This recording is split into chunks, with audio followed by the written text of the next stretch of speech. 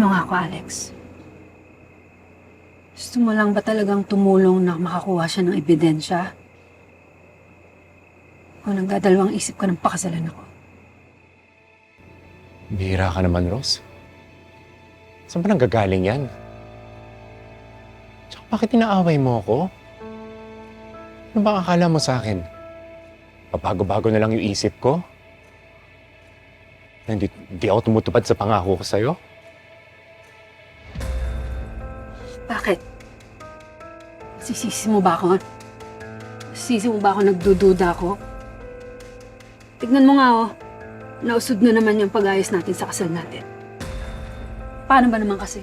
Kung ano-ano yung inuuna mo. Okay. Sige.